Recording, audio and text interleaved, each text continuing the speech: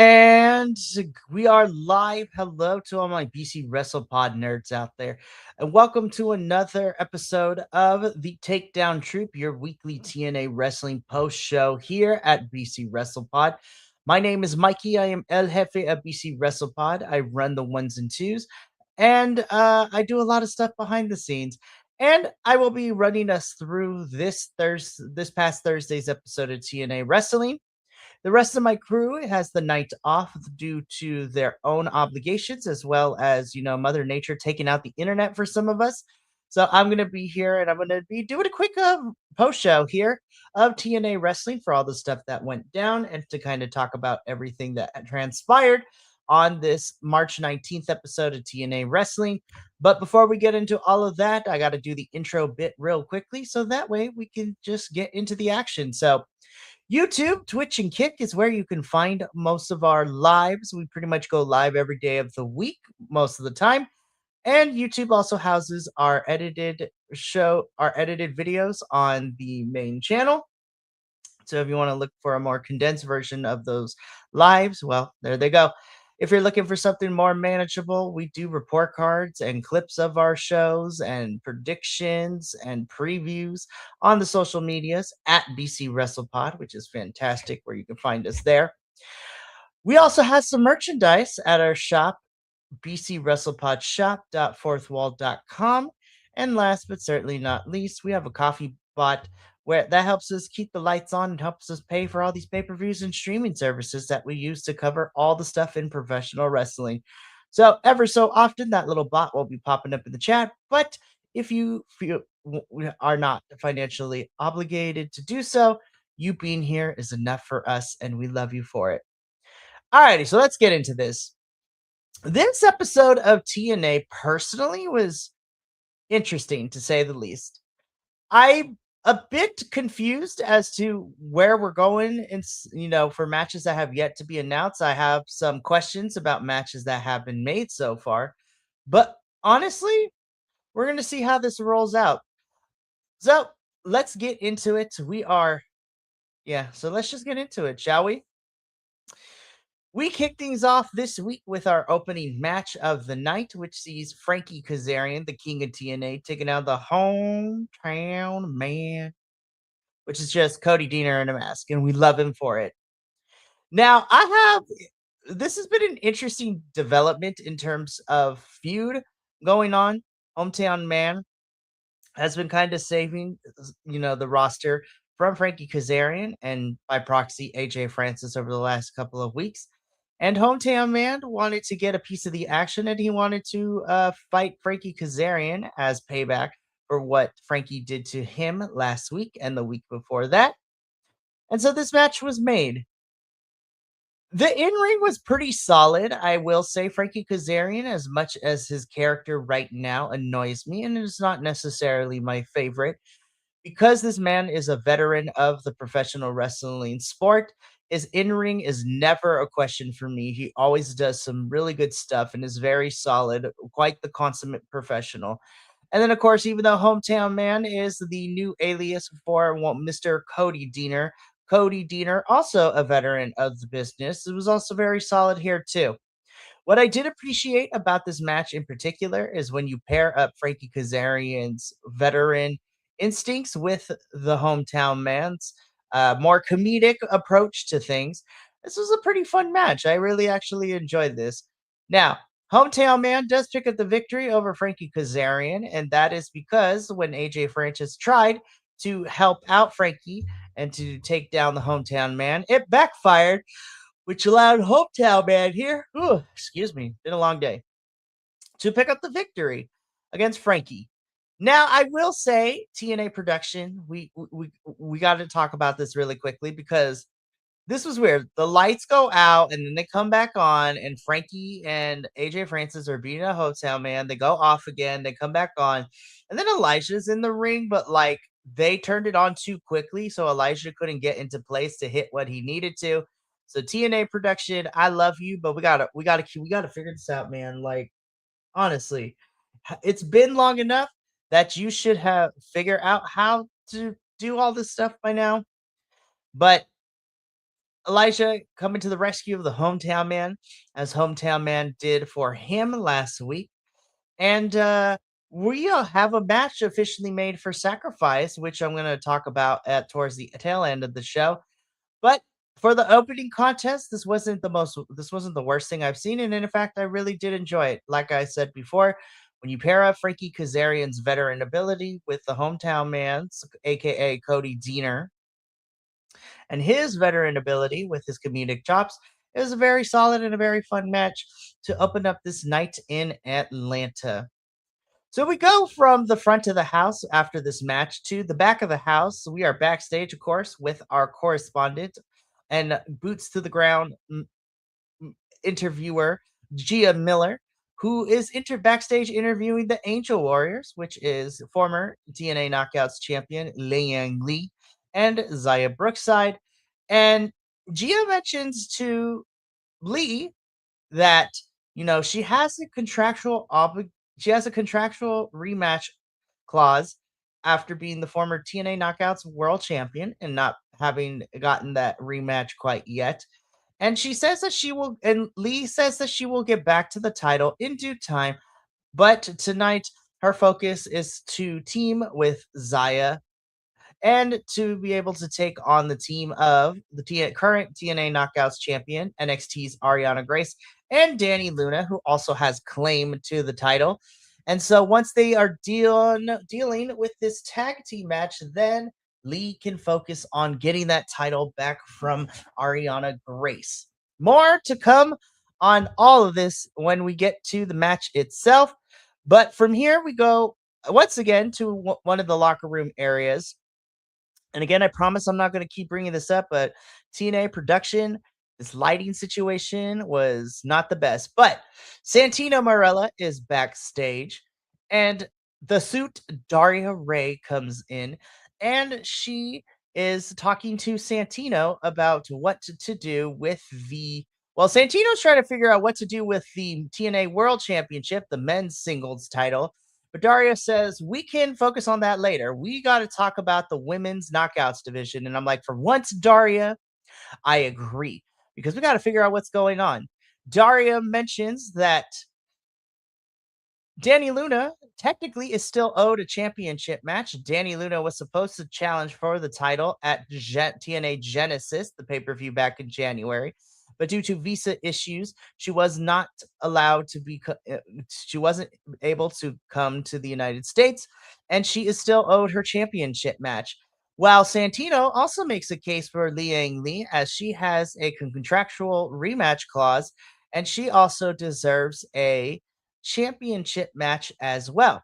So after a little bit of back and forth between Santino and Daria, Santino makes it official to Daria's chagrin that at Sacrifice we will be getting a triple threat match for the TNA Knockouts World Championship. Of course, Ariana Grace is defending the title against both Liang Li and Danny Luna.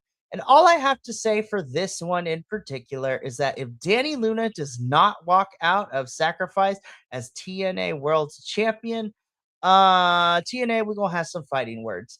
I think Danny Luna is a big enough reason as to put the strap on her because right now we need a tour de force in the knockouts division. We need somebody to run a train, so to speak, on the knockouts division and to kind of we need a good monster. And Danny Luna fits that monster role very, very well. I love the presentation that she's given with her entrance, with the chain and pulling the cameraman toward as she's pulling the chain closer to her, which is really good. I love this attitude that we're getting for her now that she's leaning more heel. And I do like the change in character and the aesthetics of it all. Now, do I want to see Liang Li also get it back too? Yes. Honestly, I just want it off of Ariana Grace because once again, and I've said this before, and I don't want to go too deep into it because I've let my feelings be known in detail in previous episodes of the Takedown Troupe post show. But I don't understand why every couple of months we strap the TNA championship onto an NXT star, especially when they don't defend that thing that often. I have seen people tell me that, oh, it's, about the prestige, it's getting eyes on TNA, but I don't believe that for a second anymore. At first, I did when we strapped it up on JC, but then you had Kalani, who really Jordan get it, but he didn't really do much with that title run outside of two defenses. Now you have it on Ariana Grace, and she's only had one title defense, I believe, or not even one, or even zero at this point.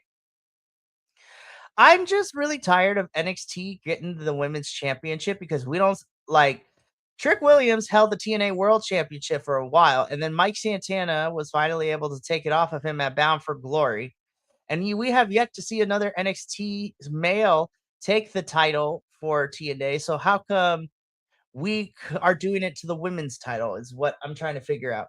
Now, it should also be known that we have discussed this before on our post show here that the knockouts division is kind of running on fumes as there is not a lot of options to have a tag team division for the knockouts, and our singles competitors is also very thin as well for the world knockouts world title, right? Now, all that being said, I do think this match is going to be a lot of fun at Sacrifice, which is happening next Friday, which should be very fun. And we'll see what happens. Predictions will be made on our post show next Friday, which will also be happening at the same time as Sacrifice. So y'all know how that goes. But I'm excited. This should be a pretty good match, nonetheless. After that segment, we get the in-ring debut of Mr. Elegance, who of course is taking on Action Mike Jackson. Anybody who is not familiar with Action Mike Jackson is a veteran of the sport. The man is pushing 70, which is crazy. And this match went as of what I expected. Of course, you have Mr. Elegance dominating the majority of the match, and he also is, being disrespectful to the Action Mike Jackson, as he is the veteran. He is the elder statesman, if you will. And Mr. Elegance does win this match. So, again, this is more so getting Mr. Elegance in the ring, as well as continuing the Elegance brand being disrespectful to wrestling legends. After the match, though, is when things kind of get interesting because Mr. Elegance and then M and Heather by Elegance with George Iceman, the concierge, begin to continue to attack Action Mike Jackson, which then prompts knockout legend and Hall of Famer OBD to come out and beat up on the Elegance girls. And then she and Action Mike Jackson pour margarita mix all over Mr. Elegance. It seems that we're setting up a now, whether this happens at Sacrifice or if this happens at Rebellion, we are setting up a Elegance brand versus the Legends of TNA / Legends of Wrestling. So I think we are going to get Heather and M by Elegance with Mr. Elegance teaming up against the team of Action Mike Jackson, ODB, and Mickey James. We're probably going to get a mixed trios match. So, do I necessarily think that's the best match? Maybe not really. I'm leaning towards not really. But will it be entertaining? Yeah, I think so. But we have one more show to go. We shall see if we're going to get that match at all. But this match went and segment went the way that it was supposed to, and we move on with our lives because after this, we head backstage where we see the system and they talk about, they put Mike Santana and Leon Slater and the Hardys on notice. They're basically saying in this promo that they're coming for all the gold. And specifically, Brian Myers and Bear Bronson are coming for the Hardys in that tag team championship match. So, of course, later in the show, Brian Myers is going to be facing Moose as Moose is working his way through the system. Last week, he beat Cedric Alexander, who was just chilling in the back here in this slide, in an Atlanta street fight. And so this episode, he was going to be fighting Brian Myers. And it was at this point after, we'll get into it, that we got another match made later in the show with the System and Moose, but we're going to talk about that when we get there. So again, this promo served its purpose. It was the you better watch your back because we're coming for the tag team titles type of promo. We all know how those usually go. I love Bear Bronson. I'm always going to be his biggest advocate and fan. I know some people are not too big on him. I love him. He is great. And Bear, I'm really happy to see you in TNA on weekly television. Y'all, love you, man. Love you. So after that, we get into our next match of the evening, which was a really good tag team match between the Angel Warriors and Danny Luna and TNA Knockouts champion and NXT star Ariana Grace. This match was really fun in the sense that we got some really good tag team action from the Angel Warriors, who are working pretty good and pretty well as a tag team. And then on the other side, you had Danny Luna doing all the work, being the powerhouse that she is. And then Ariana Grace is just chilling. She's not doing much. And I was just like, we love a good chicken shit heel, so to speak. Again, I thought this was a really fun match. This definitely was more of a 2-on-1 than an actual tag team match. But as the Angel Warrior was getting close and towards the tail end of the match, they were ready to hit their finisher for the win.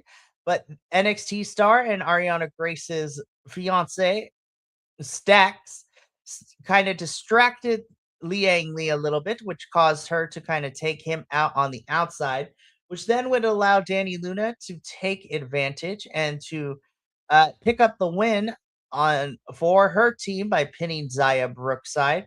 And then Ariana Grace comes into the ring celebrating like she did all the stuff. And Danny Luna's just like, let's be real. We know what this is. I'm coming for this title. Ariana Grace is like not really having a good time with that because of the fact that she is going to be defending this title against both Liang Li and Danny Luna at Sacrifice. So I thought this was a really fun match. This definitely was more of a handicap match, 2-on-1, with Ariana Grace just kind of being there. But she is the chicken shit heel, and she's going to keep this title. And she's going to keep running with that. She is the best champion, and she'll be a fighting champion, but she's really going to run away because she knows that she ain't shit. But, what do I know? But after this match, we get a really good promo from Leon Slater. Wow. Sorry, I want to apologize because it made it sound like he doesn't do good promos. Let me reiterate, this was a really passionate promo from Leon Slater. The last 2 weeks ago, he was attacked by his challenger for his title at Sacrifice, Eric Young, who tried to break his neck in the process. And Leon Slater has some choice words, calling Eric Young a bald bitch. And so Leon Slater says is that now you have problems with me. I'm here to be a fighting champion, but what you did, you tried to break my neck. So now I'm going to prove to you why I'm the youngest in charge. And if a fight is what you want, a fight is what you're going to get. I really don't want to see Eric Young beat Leon Slater at Sacrifice. I really hope Leon beats Eric Young. I don't want to see Eric Young as X Division champion. I think Leon Slater still has a little bit of gas in the tank as champion, and I would love to see him beat everyone on the roster and then cash in option C and become TNA World Champion for a little bit. But this was a really passionate promo from Leon Slater. I will say, despite Eric Young's cleanse gimmick and shtick, I do think that the match itself on paper should be really, really good. Again, Eric Young has been wrestling in this business forever, and I think he works very well with a lot of different types of wrestlers, especially our X Division style wrestlers. And Leon Slater's amazing because I also love him and he's fantastic. But I'm a little worried that there is a slight possibility that Eric Young will take the X Division championship off of Leon, but I hope that is not the case. If there's any going to be championships that are going to switch hands, I hope it's Ariana Grace losing that title to Danny Luna, preferably, but I will also take Liang Li. But I don't want to see Eric Young as X Division champion. It could be fun, but who knows?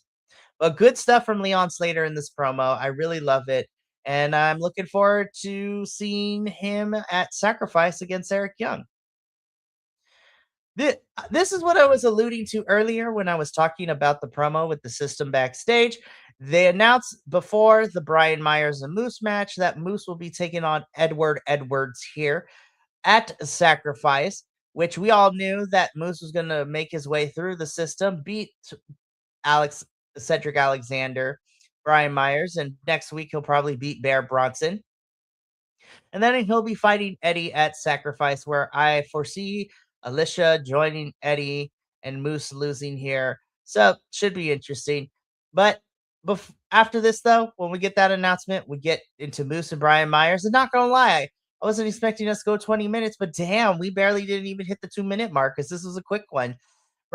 Bruce comes out, Brian Myers comes out, the system out of the ring. Santino comes out, he kicks the system out as the system is backing up to the ring, and Brian Myers is distracted by like, oh man, my homies are getting kicked out. Moose capitalizes and wins in less than 2 minutes. I was like, the disrespect to Brian Myers was crazy, but it makes a lot of sense. Um, Moose is just like, I'm not here to play. Y'all know that I want Eddie, so I will go through everybody if I have to. So Moose picks up the victory here in this quick match.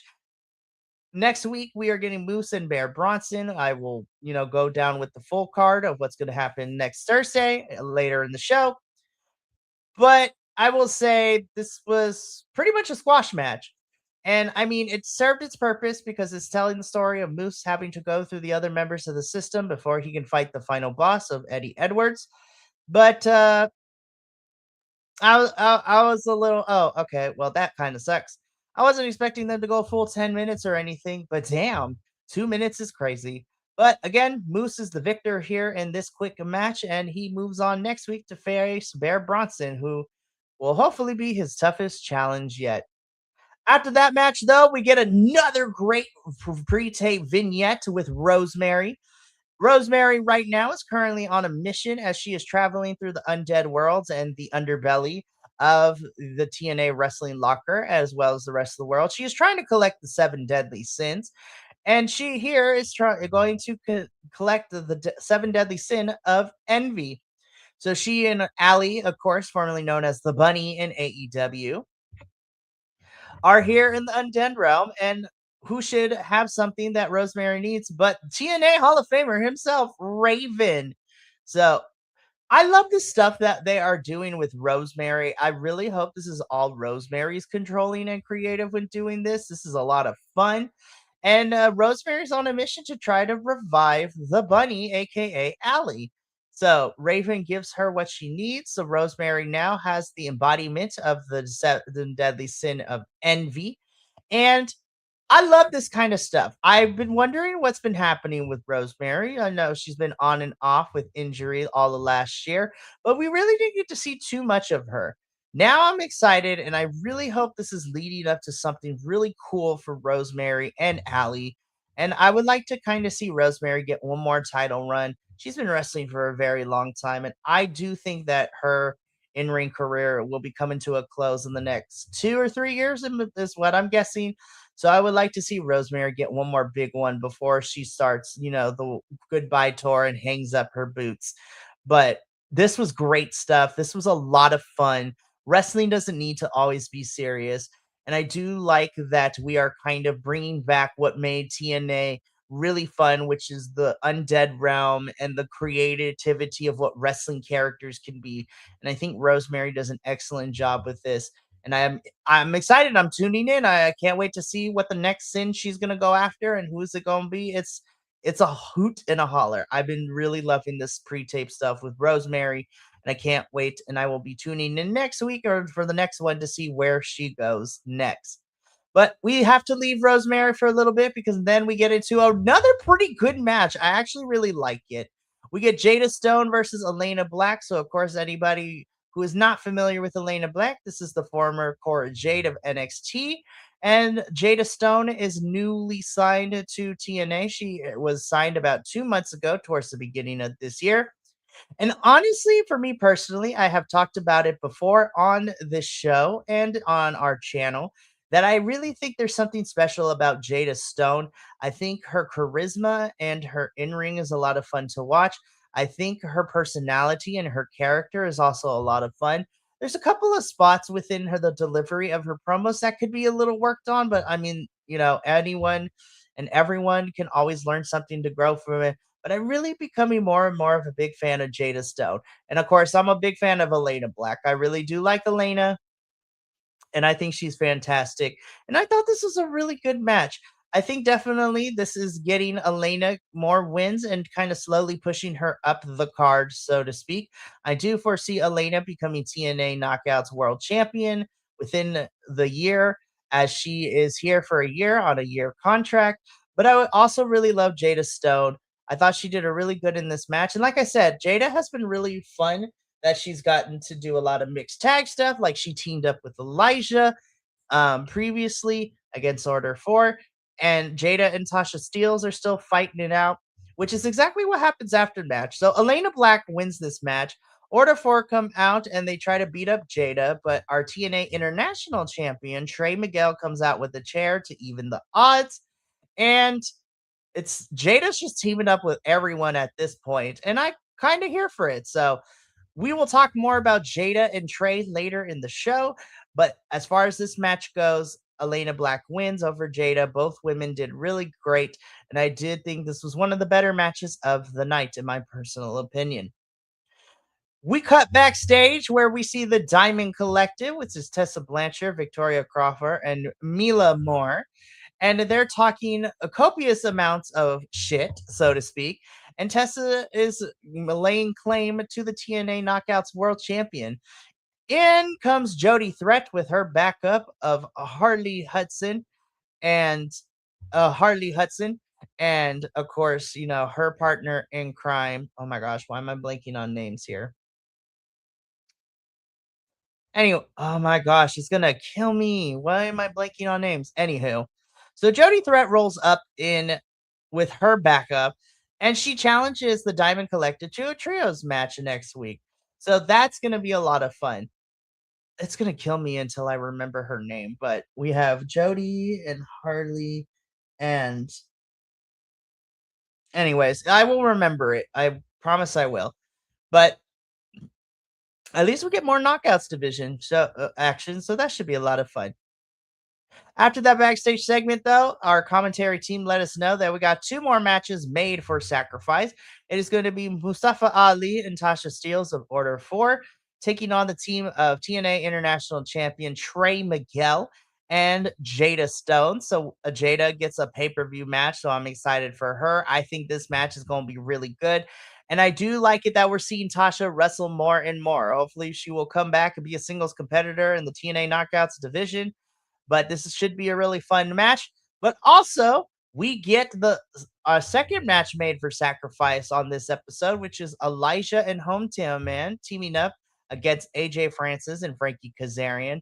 I've noticed that Sacrifice has gotten a lot of tag team matches made so far, and I'm not mad at it because we're trying to get a lot of people on the roster. But we have these two matches, and then of course we have Mike Santana and Steve Macklin for the TNA World Championship, and then Leon Slater and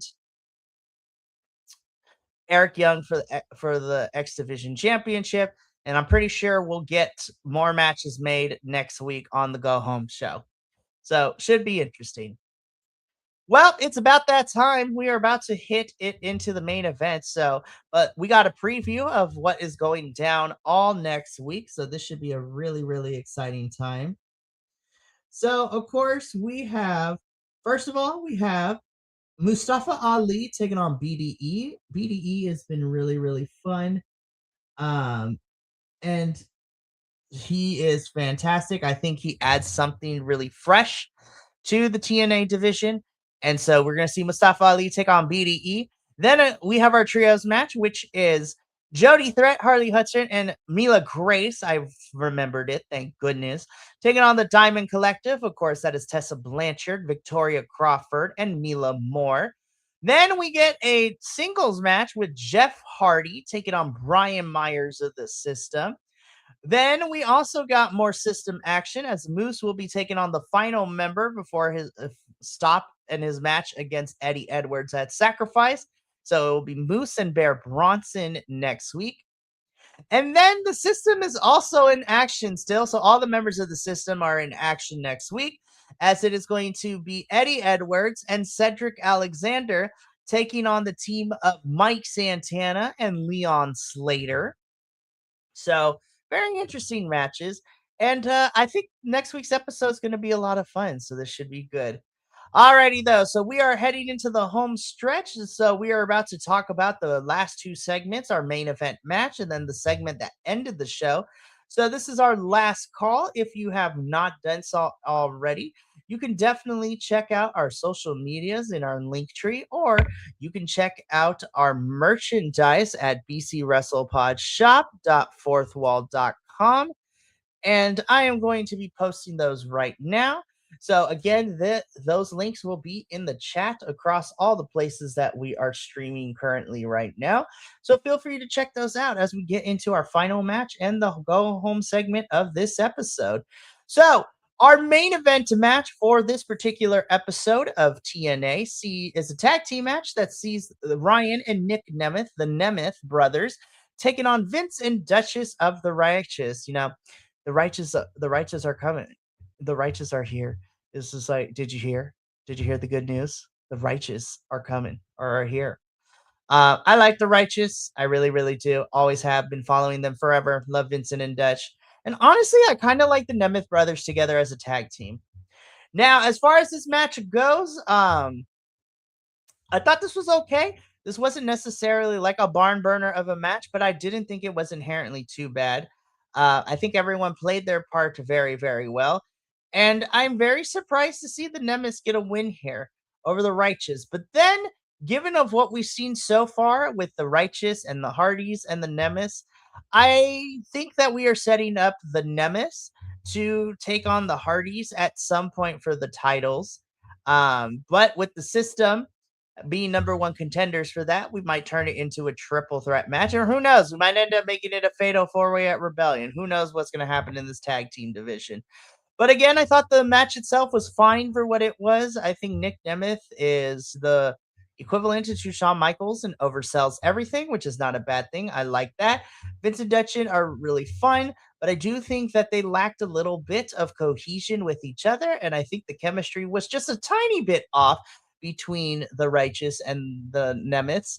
But the Nemeths pick up the victory here with them beating the Righteous. They are now on the path towards the Hardys. But again, with Brian Myers and Bear Bronson being number one contenders, we're going to see how that all plans out. Are we going to get a triple threat at Sacrifice? Are we going to get the system versus the Hardys at Sacrifice? And then we'll go to the Nemesis? Who knows? And then, of course, Nick Nemeth is also still running around here with this Call Your Shot Gauntlet trophy. So that's in the background. Who knows what's happening with all of that? So anything can happen within the year of our Lord and Savior 2026. But again, my final thoughts here is that the match itself was fine. I don't think it was inherently to write home about, but I did enjoy it for what it was, and it continues to propel the Nemeth into the tag team scene, and they are on a head-on collision with the Hardys as well as our number one contenders. Now, what ended the show, though, was this sit down face to face with Mike Santana and Steve Macklin. I also thought this was fine for what it was. I will say that this is Mike Santana's second sit down with an opponent of his. And while I do think this one was solid and it got the point across, and it definitely continues to build us up towards sacrifice between these two. I will say I think Mike Santana's sit down with Mustafa Ali leading into Rebellion last year was probably a lot better, only due to the content of what it was being discussed and how each character or each wrestler was portraying their character, and what they were talking about in terms of dialogue was written more better. But I do think this was solid. Here we get a little bit more. Mike Santana learns a little bit more about Macklin and his service as a military personnel. So again, I would like to put out there that shout out to all the men and women and everyone in between who is in the armed forces, because they do a job that nobody else really wants to do, and I appreciate them. And as a child of someone who is a former Marine, I know what all entails and what it takes. So Steve Macklin has my respect in that regards. But I do think that his reasoning for why he's is this way and kind of using it is a little bit of a stretch. I see where he's going with this, and there are some points in when what she was saying to Mike Santana that I do kind of see where he's coming from, and I understand. But I do think that it is a little bit weird. Now, Mike Santana was, I will say, I think Mike was a bit more in control of this whole entire sit down, because he doesn't undervalue Macklin's service as a veteran, but he also knows that all these things that Macklin is doing at Rebellion. When that bell rings, Mike Santana tells Macklin he needs all that talk, and you better be able to back it up because when that bell rings, it is time for action. And so Mike Santana slides a drink over, as Mike Santana, of course, is 3 years sober, and he gives the drink to Macklin, and he leaves the room with Macklin just sitting here as the show goes off the air. I do personally think that, well, let me go back to the picture real quick.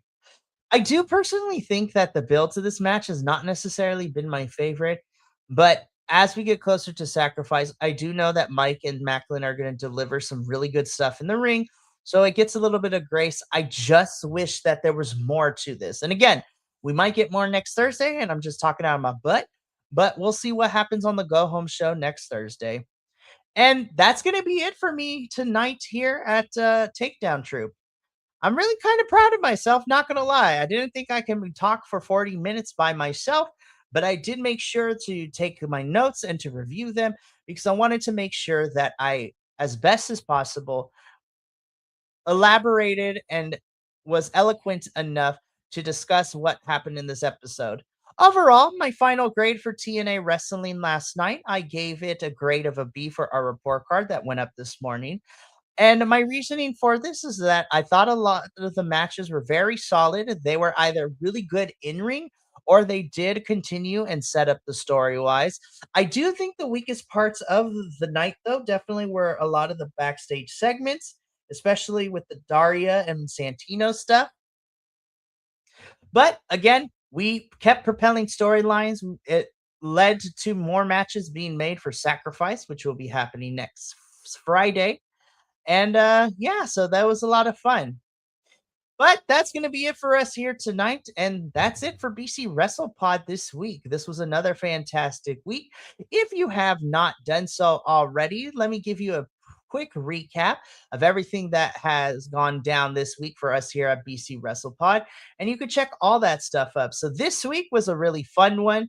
We, on this past Tuesday, we did a post show for AEW Revolution. So go check that out. Then, of course, we also had our CMLL post show that was on Wednesday. We had our Mystery Wrestling 22 post show yesterday. And then tonight we have our TNA post show with the edited version going up tomorrow afternoon / evening at 4 p.m. Pacific, 7 p.m. Eastern. And yeah, we have a packed week next week too because it's going to be a big one. On Monday, myself and Benny and hopefully our other co-hosts of the Strong Style Syndicate will be here to review the finals of the New Japan Cup and as well as the show for the New Japan Cup finals, which should be really, really fun to talk about, I hope, which is leading us into Sakura Genesis, the next the big show for New Japan and setting us up for the spring, leading us into the Best of the Super Juniors as well. Then we have our AEW post show, NXT post show, CMLL post show, and then on Friday we have our TNA post show where we will be, talking about the go home and then making our predictions for Sacrifice, which is happening next Friday. And then everybody needs to strap in because April will be upon us, and it is a jam-packed season from a bunch of pay-per-views to our third annual WrestleMania Hell Week, where we take WrestleMania and the independent scene by storm, as we have a lot of fun stuff planned for y'all. So make sure you tune in and stay tuned to the social medias for all that information. But my name is Mikey, also El Jefe of BC WrestlePod, and I got to get up on out of here. So thank you so much for tuning in to this episode of Takedown Troop. Hopefully, I will have the whole crew with me next Friday as we do the go home post show and our predictions for TNA Sacrifice. But until next week, from all of us here at BC WrestlePod to you at home, take care of yourself, love one another, stay iconic, and more importantly than anything, you always deserve to finish your story. We'll catch you Monday to kick us off with another exciting week of shows here at BC WrestlePod. But until then, sayonara, adios, and until next time, peace.